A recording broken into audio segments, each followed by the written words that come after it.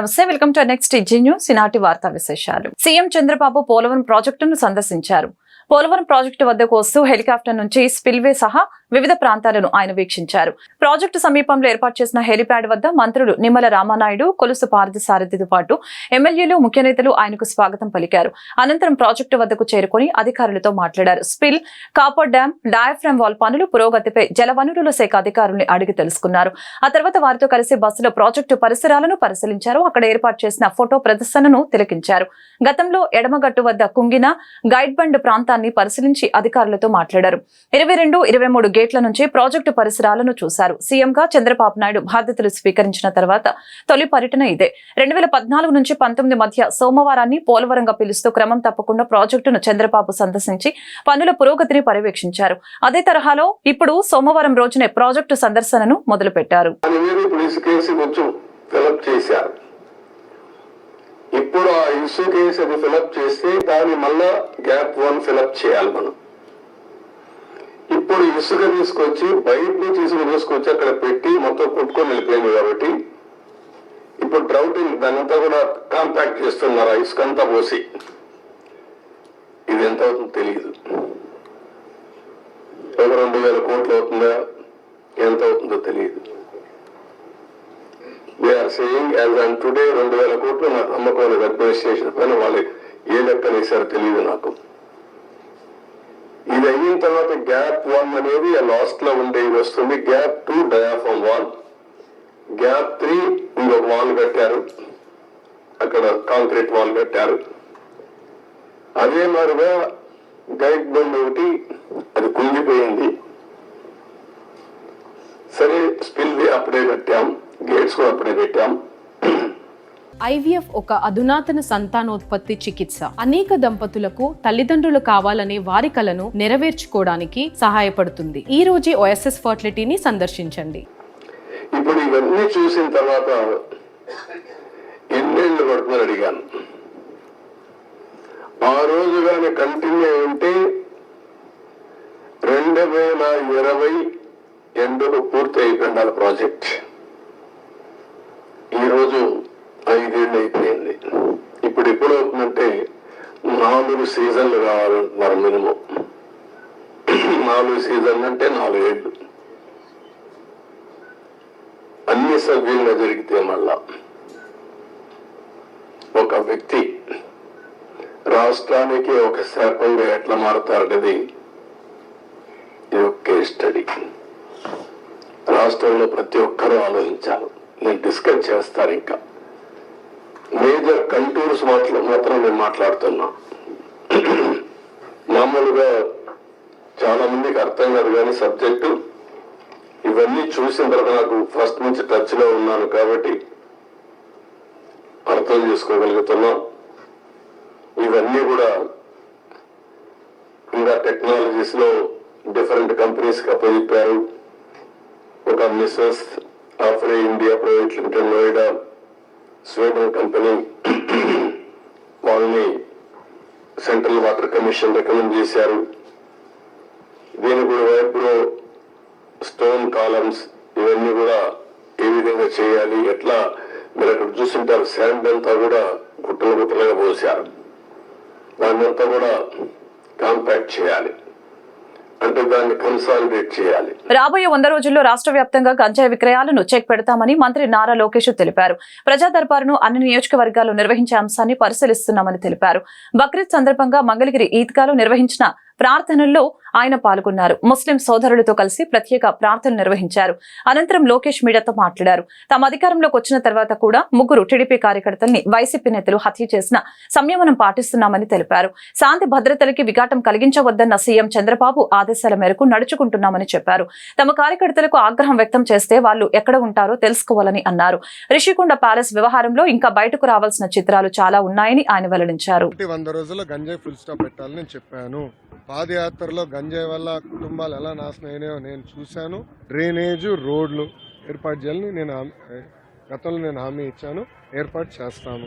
ఇంతేకాకుండా స్వర్ణకారులకి ఇక్కడ gold cluster ఏర్పాటు చేస్తాను, హామీ కట్టుబడిన. కొత్త ప్రభుత్వం ఏర్పడింది, ప్రజా దర్బార్ మొత్తం రాష్ట్రంతో ఏర్పాటు చేస్తే బాగుంటుందనేది నాకు సోషల్ మీడియాలో కూడా చెప్పడం జరిగింది. అధ్యక్షుడు చంద్రబాబు నాయుడు గారితో కూడా చర్చించిన తర్వాత ఒక నిర్ణయం మేము తీసుకుంటాం. 3 తెలుగుదేశం పార్టీ కార్యకర్తలు వైకాపా పార్టీ చంపింది. దానికి సమాధానం చెప్పమనండి. తుమ్మపూడి మంగళగిరిలోనే మైనార్టీ సోదరుల్ని వైకాపా నాయకుడు చంపాడు. బ్యాట్ పట్టుకుని కొట్టి చంపేశాడు. వాళ్ళు మా కార్యకర్తలను చంపి ఇప్పుడు ఏ మొహం పెట్టుకుని ఈ ప్రశ్న అడుగుతున్నారు? చంద్రబాబు నాయుడు గారు ఓర్పు సహనంతో మమ్మల్ని ఉండమన్నారు కనుక ఓర్పు సహనంతో ఉన్నాం. లా అండ్ ఆర్డర్ మెయింటైన్ చేయమన్నారు కనుక మేము ఎక్కడ ఇష్యూ చేయట్లా. మంగళగిరిలో కూడా లా అండ్ ఆర్డర్ ఉండాలి, నేను ఇష్యూ చేయట్లా. లేదు, నాకు 2 నిమిషాలు చెప్తున్నా. నేను మిమ్మల్ని అడుగుతున్నా, ఎక్కడండి వైకాపా కార్యకర్త? ఎవరికి దెబ్బ తగిలింది? ఎవరిని చంపాము? మేము ఒక్కడి జోలికి వెళ్ళాం. మేము వాళ్ళు 3 మమ్మల్ని చంపి తిప్పి మా పైన ఆరోపణ చేస్తాం కరెక్ట్ కాదు. ముఖ్యమంత్రి గారు దానిపైన నివేదిక అడిగారు. ఎంత ఖర్చు అయింది, దేనికి ఖర్చు పెట్టారు, మొత్తం డీటెయిల్స్ అడిగారు. ఇంకా రావాల్సిన అవసరం ఉంది. ఇదే కాదు, ఇలా చాలా గట్టినట్టున్నారు. అన్ని వివరాలు వచ్చిన తర్వాత ప్రజల ముందలు పెడతాం. రాష్ట్రంలోని ప్రజలందరికీ మంచి జరగాలని సింహాద్రి అప్పన్న స్వామిని కోరుకున్నానని హోంమంత్రి వంగలపూడి అనిత తెలిపారు. సింహాచలంలో స్వామివారిని ఆమె దర్శించుకున్నారు. తొలుత ఆలయ అధికారులు పూర్ణ కుంభంతో స్వాగతం పలికి దర్శన ఏర్పాట్లు చేశారు. అనంతరం అనిత మీడియాతో మాట్లాడారు. మంత్రి పదవి వచ్చిన తర్వాత అప్పన్న స్వామిని దర్శించుకోవాలని ఇక్కడికి వచ్చానని తెలిపారు. సింహాచలం దేవస్థానం భూములు 1 గజం కూడా అన్యంక్రాంతం కాకుండా చూస్తామని తెలిపారు. పంచగ్రామాల భూ సమస్యకు త్వరలోనే పరిష్కారం లభిస్తుందని తెలిపారు.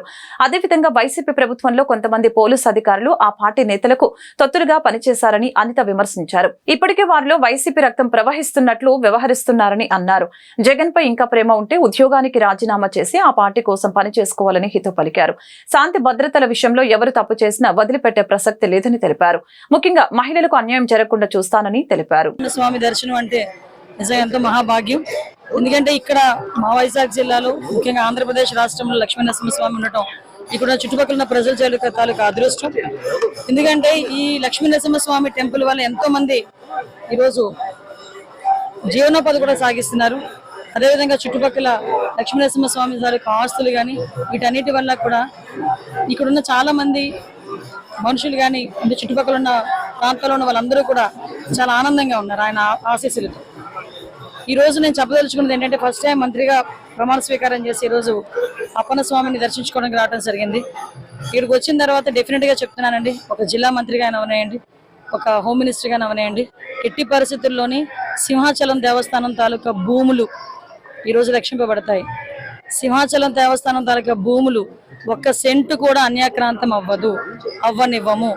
ఏదైతే దేవస్థానం భూమికి సంబంధించిన ఇష్యూస్ ఉన్నాయో అది ఎట్టి పరిస్థితుల్లోనే అన్యాక్రాంతమవుతాయి. కేంద్ర మంత్రి రామ్మోహన్ నాయుడు, రాష్ట్ర మంత్రి అచ్చెన్నాయుడులకు విశాఖలో ఘన స్వాగతం లభించింది. ఇవాళ ఉదయం ప్రత్యేక విమానంలో వీరు విశాఖ విమానాశ్రయానికి చేరుకున్నారు. స్వాగతం పలికేందుకు పెద్ద సంఖ్యలో పార్టీ కార్యకర్తలు, అభిమానులు తరలి వచ్చారు.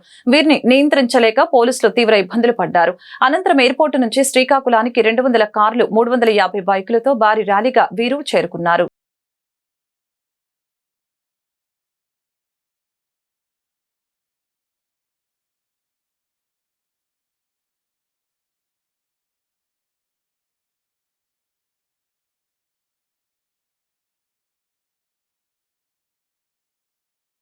ముస్లింలకు ఇస్తున్న 4% రిజర్వేషన్లను యథావిధిగా అమలు చేస్తామని రాష్ట్ర ముఖ్యమంత్రి నారా చంద్రబాబు నాయుడు స్పష్టం చేయడం పట్ల టీడీపీ మైనార్టీ నాయకులు షేక్ మహమ్మద్ రఫీ ఆనందం వ్యక్తం చేశారు. ముస్లిం సమాజం పక్షాన సీఎం చంద్రబాబుకు ఆయన బక్రీద్ శుభాకాంక్షలు తెలిపారు. సోమవారం బక్రీద్ పర్వదినాన్ని పురస్కరించుకుని టీడీపీ మైనార్టీ నాయకులు మహమ్మద్ రఫీ కార్యాలయం వద్ద ఒకరికొకరు పండుగ శుభాకాంక్షలు తెలుపుకున్నారు. ఈ సందర్భంగా రఫీ మీడియాతో మాట్లాడారు. బక్రీద్ ని పురస్కరించుకుని కుర్బానీ ఇచ్చే క్రమంలో వివాదాలకి తావు లేకుండా హిందువులు మత విశ్వాసాలకు అనుగుణంగా గోమాతను గౌరవిస్తూ బక్రీద్ పండుగను జరుపుకుంటున్నామని వివరించారు. చంద్రబాబు పాలనలో ముస్లింల సంక్షేమం బ్రహ్మాండంగా జరుగుతుందని పేర్కొన్నారు. కార్యక్రమంలో స్థానిక 20 డివిజన్ టీడీపీ అధ్యక్షులు షేక్ రబ్బానీ తదితరులు పాల్గొన్నారు. NXT ఛానల్ వారి ద్వారా ఈరోజు గుంటూరు నగర ప్రజలకు బక్రీద్ శుభాకాంక్షలు తెలియపరుస్తున్నాము. గుంటూరు నగరం నందు కుల మతాలకు అతీతంగా హిందూ, ముస్లిం, క్రిస్టియన్ మనం అందరం కలిసి ఈ బక్రీద్ పండుగను జరుపుకుంటున్నాము. గుంటూరు నగరంలో కులాలకు, మతాలకు అతీతులకు, పార్టీలకు అందరం కలిసి పండుగను జరుపుకుంటున్నాము. 5 ఏళ్ల దుష్ట పరిపాలన తర్వాత నారా చంద్రబాబు నాయుడు గారు ముఖ్యమంత్రిగా వచ్చిన తర్వాత మా ముస్లింలకు ఇది ఫస్ట్ పండుగ రావడంతోనే టీడీపీ పార్టీ తరఫున ముస్లింలకు మీ 4% జీవోలో ఎటువంటి ప్రాబ్లం లేదని తెలుగుదేశం పార్టీ తరఫున తెలియపరిచినందుకు మేము తెలుగుదేశం పార్టీ అధినేత ముస్లింల తరఫున కృతజ్ఞతలు తెలియపరుస్తున్నాము. ఈ పండుగ నందు ఒకప్పుడు ముస్లింలు కుర్బానీలు ఇస్తారు, అది ఇది అని కొద్ది గొడవలు జరిగాయి. ఇప్పుడు ముస్లిం మత పెద్దలందరూ కలిసి అలా తేడా లేకుండా హిందువులకు అనుకూలంగా గోమాతను గౌరవిస్తా ఈ పండుగ జరుపుకుంటున్నాం. మేము అందరికీ దీనివల్ల బక్రీద్ పండుగ శుభాకాంక్షలు తెలియపరుస్తున్నాం. గుంటూరు నగరంలో బక్రీద్ పండుగను ముస్లిం సమాజం అత్యంత భక్తి శ్రద్ధల నడుమ ఘనంగా జరుపుకుంటుంది. ఈ సందర్భంగా ఈద్గాల వద్ద ప్రత్యేక నమాజ్ కార్యక్రమం జరిగింది. ఈ కార్యక్రమంలో పలువురు ప్రజా ప్రతినిధులు పాల్గొన్నారు. ఇస్లాం మత విశ్వాసాల ప్రకారం బక్రీద్ పండుగకు ఎంతో ప్రాముఖ్యత ఉంది. ప్రపంచ వ్యాప్తంగా ఉండే ముస్లింలందరికీ ఈద్ ఉల్ అద్హా ప్రధాన పండుగ. ఈ పండుగను 3 రోజుల పాటు జరుపుకుంటారని తెలిపారు. ఈ సమయంలో తమ ప్రియమైన వస్తువుల్ని త్యాగం చేయమని దేవుడు చెప్పినట్లు ప్రవక్త అబ్రహం తన కుమారుడు ఇస్మాయిల్ ను త్యాగం చేసేందుకు సిద్ధపడతాడు. ఆయన త్యాగానికి మెచ్చిన అల్లా ప్రాణ త్యాగానికి బదులు ఓ మూగ జీవాన్ని బలివ్వాలని చెబుతాడు. అప్పటి నుంచి ప్రతి సంవత్సరం బక్రీద్ పండుగ రోజున కుర్బానీ ఇవ్వటం ఆనవాయితీగా వస్తుంది. అలా బలి ఇచ్చిన మూగ జీవాలను 3 భాగాలుగా చేసి అందులో ఓ వంతు పేద ప్రజలకు, 2వ వంతు తమ చుట్టాలకు, 3వ వంతు భాగాన్ని తమ కుటుంబం కోసం వాడుకుంటారు. అందుకే బక్రీద్ పండుగ రోజున ముస్లింలందరూ కుర్బానీ ఇస్తారు. ఈ సందర్భంగా ఇస్లాం మత పెద్ద ముఫ్తీ అబ్దుల్ బాసిత్ మాట్లాడారు. బక్రీద్ పర్వదిన విశిష్టతను వివరించారు. కుర్బానీ విషయంలో ఎలాంటి ఆరోపణలకి తావు లేకుండా ఈ పండుగను మత విశ్వాసాలకు ప్రతీకగా నిలిపామని పేర్కొన్నారు.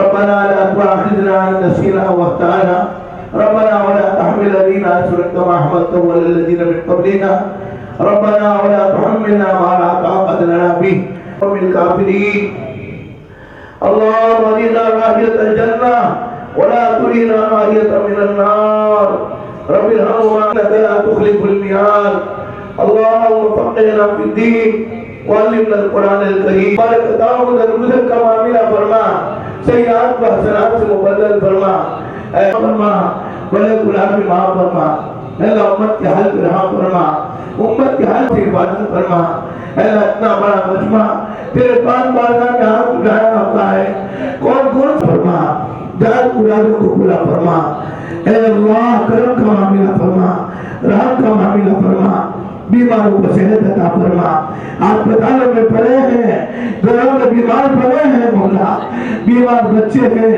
بوڑھیاں ہیں بوڑھے ہیں سسکتی آوازیں نکالتے ہیں اللہ ان کی آواز تندرستی عطا فرما اللہ بیماروں کو صحت عطا فرما اے اللہ رحم کا کرم کا معاملہ فرما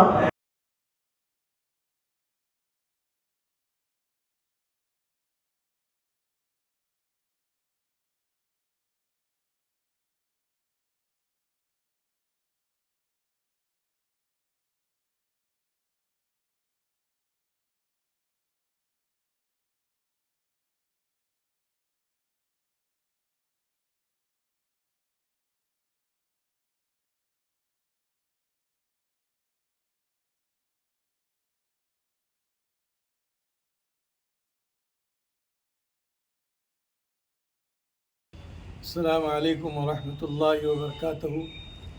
اللہ عز و جل کا ہم پر اور تمام نسل انسانیت پر احسان ہے اس کا کہ اللہ تعالیٰ نے ہم سب کو اس ملک میں رہنے سہنے جینے کی اللہ تعالیٰ نے سعادت عطا فرمائی، اور یہ ملک ہمارے لیے تمام انسانیت کے لیے جتنے لوگ ہمارے ملک میں رہتے ہیں تمام لوگوں کے لیے امن اور پیس اور شانتی کی جگہ اللہ تعالیٰ نے اس ملک ہندوستان کو بنایا۔ اللہ سبحانہ و تعالیٰ اس ملک کی حفاظت فرمائے، اور جتنے الحمدللہ مسلم غیر مسلم جتنے ہمارے بھائی رہتے ہیں سب میں پیار محبت ودیت نصیب فرمائے، تمام کے جان و مالوں کی عزت آبرو کی اللہ حفاظت فرمائے۔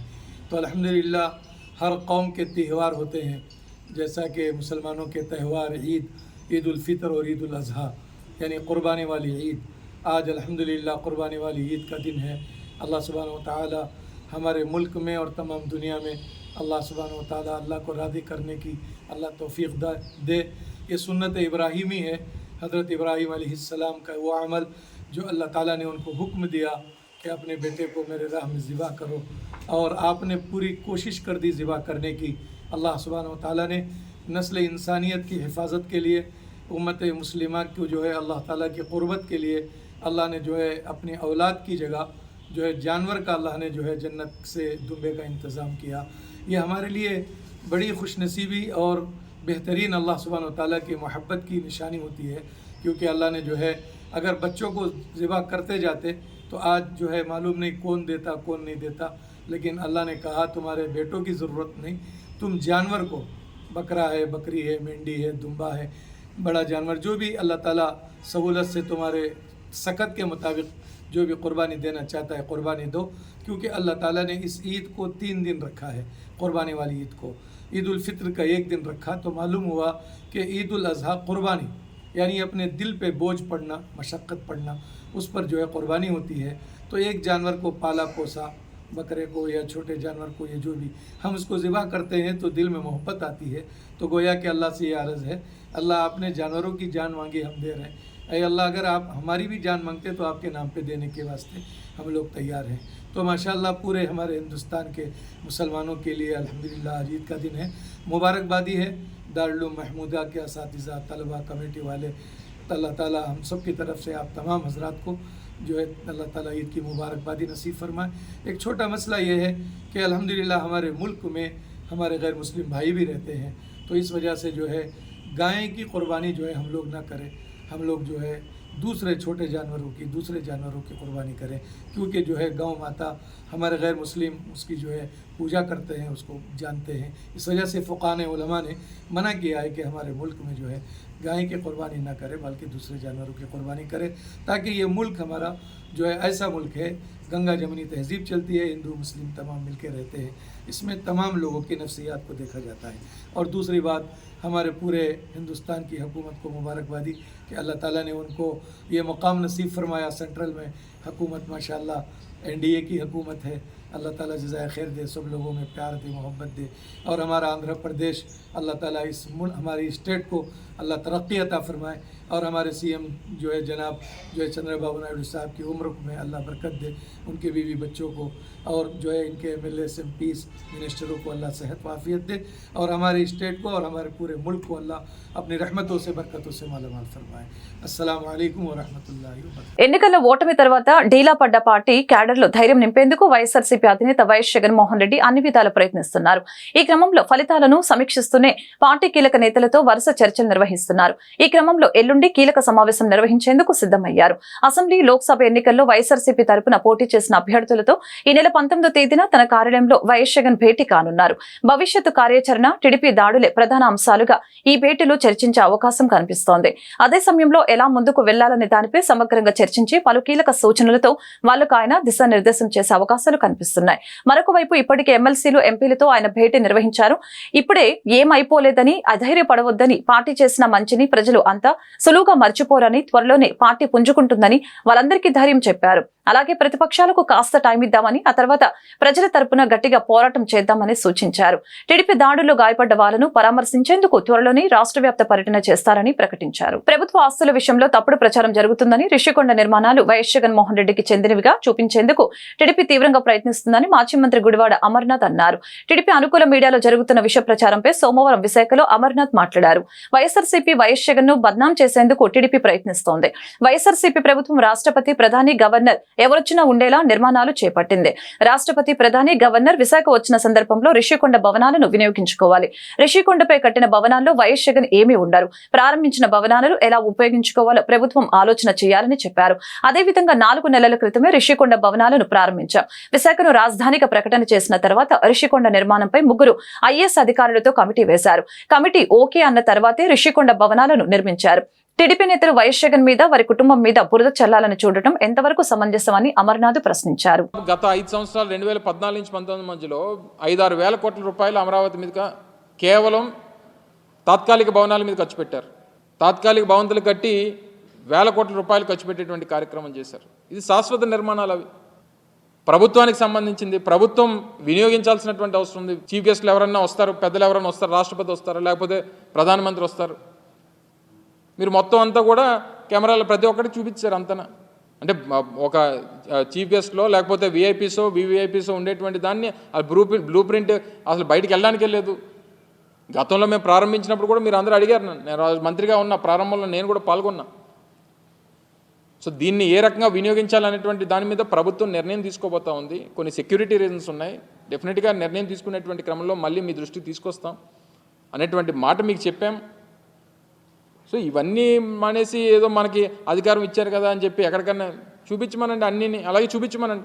గతంలో మేము 5 సంవత్సరాల్లో చేసినటువంటి అభివృద్ధి కార్యక్రమాలు కూడా అలాగే ఆ శాసనసభ్యుల్ని తీసుకొని వెళ్ళి చూపించమనండి. భోగాపురంలో ఇంటర్నేషనల్ ఎయిర్పోర్ట్ నిర్మాణం జరుగుతూ ఉంది, చూపించమనండి. ఇదిగో మీ 5 సంవత్సరాల్లో మీరు ప్రారంభించినటువంటి కార్యక్రమాలు, చేస్తున్నటువంటి పనులు ఇగో ఇవి చేశారు, మీరు చూపించమనండి. లేకపోతే మెడికల్ కాలేజ్ చూపించమనండి, విజయనగరం మెడికల్ కాలేజ్ చూపించమనండి. లేకపోతే ఉద్యానంలో కట్టినటువంటి హాస్పిటల్ చూపించమనండి, లేకపోతే వాటర్ ప్రాజెక్ట్ చూపించమనండి, లేకపోతే పాడేరులో మన మెడికల్ కాలేజ్ నిర్మాణం, నర్సీపట్నంలో మెడికల్ కాలేజ్ నిర్మాణం, లేకపోతే సాలూరులో tribal university, Parvathipuram medical college, Kurupam engineering college, ఇవన్నీ చూపించమనండి. నిర్మాణాలు జరుగుతూ ఉన్నాయి, కొన్ని నిర్మాణాలు పూర్తయిపోయినాయి. మూలపేటలో హార్బర్, మూలపేటలో మన పోర్ట్ నిర్మాణం జరుగుతూ ఉంది, చూపించమనండి. ఫిషింగ్ హార్బర్లో అనేక పోర్టులు, ఉత్తరాంధ్రకు సంబంధించి ఇన్ని ప్రాజెక్టుల నిర్మాణం చేపడతా ఉన్నాం. ఇన్ని ప్రాజెక్టుల నిర్మాణంకి మేము ముందుకు తీసుకుని వచ్చి ఇన్ని కార్యక్రమాలు చేశాం. ఇవన్నీ మర్చిపోయి అది తీసుకుని వచ్చి ఏదో జగన్మోహన్ రెడ్డి గారు సొంత భవనంలో చూపిస్తారు. ఇదే గంటా శ్రీనివాసరావు గారు ఆ రోజు మొదట్లో 2019లో విశాఖపట్నం రాజధాని అని చెప్పి ఒక నిర్ణయం మా ప్రభుత్వం చేసినప్పుడు స్వాగతించింది ఆయనే మొదటగా. మరి వారికి గుర్తుందో లేదో నాకు తెలియదు, కానీ నాకైతే బాగా గుర్తుంది. ఇప్పటికన్నా అది ప్రభుత్వ భవనాలు అనేటువంటిది వారన్నా గ్రహించాలి. ప్రజలకు ఎలాగ తెలుసు, అదేదో జగన్మోహన్ రెడ్డి గారు సొంత ఇల్లు కట్టుకున్నట్టుగా దాన్ని చిత్రీకరించేటువంటి ప్రయత్నం మొదటి నుంచి రుషికొండని ఆక్రమించుకున్నారు అనేటువంటి దుష్ప్రచారం చేశారు. ఆక్రమణలు జరిగింది, దాని ఎదురుగా ఉన్నటువంటి గీతం కాలేజీలో జరిగినాయి. దాదాపు 23 ఎకరాలు ప్రభుత్వ భూములు ఆక్రమించుకుంది ఆయన. దాన్ని బయటపెట్టేటువంటి కార్యక్రమం చేస్తాం. అందులో 13 ఎకరాల్లో అయితే ఏకంగా నిర్మాణాలు చేస్తారు గవర్నమెంట్ ల్యాండ్స్లో. సో వాటిని చూపిస్తే ఇంకా బాగుండేది, ఎందుకంటే స్థానిక శాసనసభ్యులు వారికి కూడా ఈ ప్రాంతానికి ప్రాతినిధ్యం వహిస్తున్నారు కాబట్టి దాన్ని ఎదురుగా ఉన్నటువంటి గీతం కాలేజీని కూడా చూపించి ఉంటే బాగుంటుంది. ఈ వార్తలు ఇంతటితో సమాప్తం. మరొక బులెటిన్లో మళ్ళీ కలుద్దాం. నమస్కారం.